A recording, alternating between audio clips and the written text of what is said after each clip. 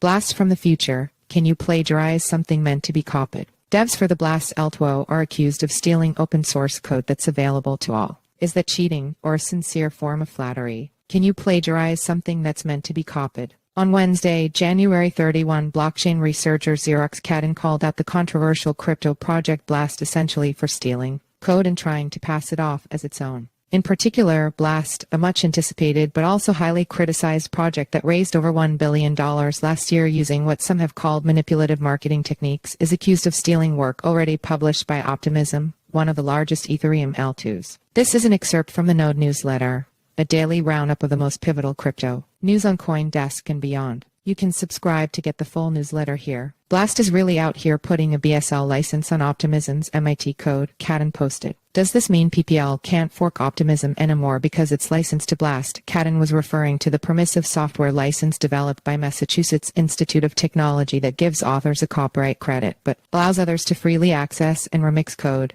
typically with attribution, and the business source license, which is not open source. Soon after, another pseudonymous blockchain sleuth, Pop Punk, posted screenshots comparing sections of Blast and Optimism's code, which indeed were identical, apart from a few incidental tweaks, including a typo. Hey Blast, it's not very cash money of you to fork Optimism's code, add a typo, remove a function, and then change the license, Punk said on Twitter/X. This is not the first time Blast has apparently crossed lines. It had a pedigree to brag about, including founder Tieshun Pacman Roquerre, the developer behind the extremely successful decentralized NFT exchange Blur, respected venture capital backers Paradigm, and an innovative idea to offer users native yield. But Blast burst onto the scene in a storm of controversy. When announced, the project had not shipped anything beyond a one-way bridge that allowed people to deposit but not withdraw funds. They'd have to wait until February 2024, at the earliest. Further, users were sending funds to a 5-key multi-signature wallet where all the signers seemed to be connected to a single entity. It raised over $1.1 billion before hiring engineers. Perhaps worse than this lax approach towards security was the way Blast actively solicited deposits and hyped the project, incentivizing the rush of deposits by promising an airdrop in May determined by a point system. It was a move that even Dan Robinson, a general partner at Blast's largest principal investor, Paradigm, said cheapens the work of a serious team and sets a bad precedent for other projects. The Blast business model itself is not necessarily out of line. The plan is to offer annual yields around 4%,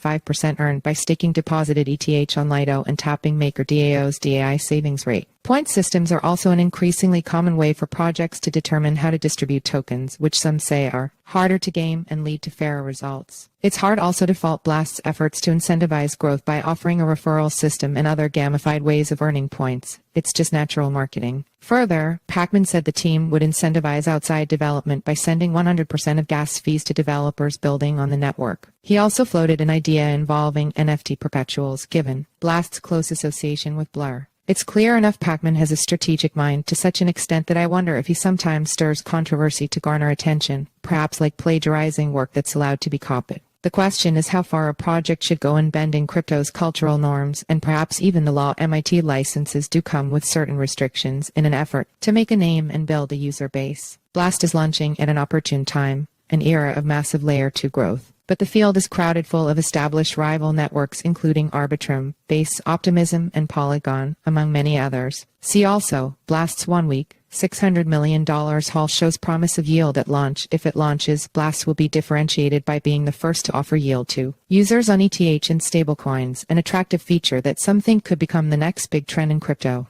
tapping into Ethereum's equivalent of a risk-free rate of return. Its multi-sig situation is also not far out from the norm, considering that all L2s today are controlled by similar setups, some also with pseudonymous signers. However, it's clear the project is playing fast and loose, signaling it is looking to win what it sees as a zero-sum game to capture capital, attention, users, and dev talent. The only people I know that are excited about Blast are airdrop farmers. Developers see it for what it is. A chain for farmers. Pop Punk, the pseudonymous dev, told CoinDesk in a direct message. See also, Ethereum Layer 2 Blast has crypto users split on its impact. Copying code is the norm in crypto, because open source communities see sharing information as positive sum. The fact that Blast's team is slapping a copyright on code at all, let alone code it appears at Copit, is certainly a way to signal priorities. Because the MIT license is permissionless, Blast was free to use, remix, and distribute Optimism's code so long as its version was also made open source, and it's telling that it chose a business license. Plagiarism battles have happened in the past in crypto,